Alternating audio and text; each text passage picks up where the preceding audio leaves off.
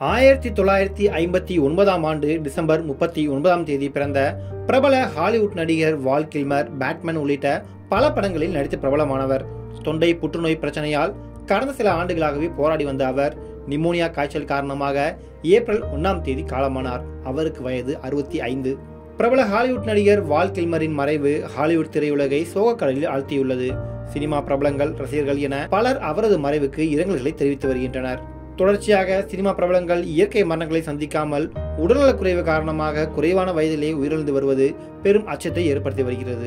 1984ஆம் ஆண்டு வெளியான top secret படத்தின் மூலம் ஹாலிவுட்டில் நடிகராக அறிமுகமானவர்தான் வால் கில்மர். டாப் கன், கில் மீ அகைன், தி டோர்ஸ், டாம் ஸ்டோன் உள்ளிட்ட பல படங்களில் நடித்த இவர் 1955ஆம் ஆண்டு வெளியான பேட்மேன் ஃபாரெவர் படத்தில் பேட்மேனாக நடித்து அசத்தினார்.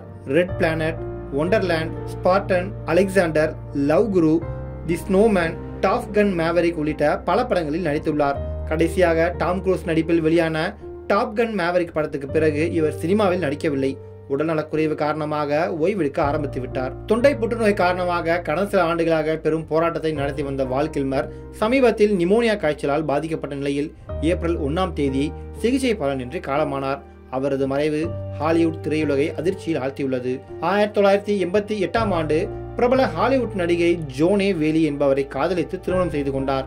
ஆனால் மனஸ்தாபம் காரணமாக இருவரும் 1996ஆம் ஆண்டு விவாகரத்து பெற்று பிரிந்தனர். இந்த தம்பதியினருக்கு மெர்சிடஸ் என்கிற மகளும் ஜாக் கில்லர் என்கிற மகனும் உள்ளனர். ஜாக் கில்லர் ஹாலிவுட் படங்களில் நடித்து வருவது குறிப்பிடத்தக்கது.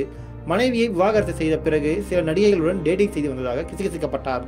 ஆனால் அதன் பின்னர் யாரையும் திருமணம் செய்து கொள்ளவில்லை என்பது குறிப்பிடத்தக்கது.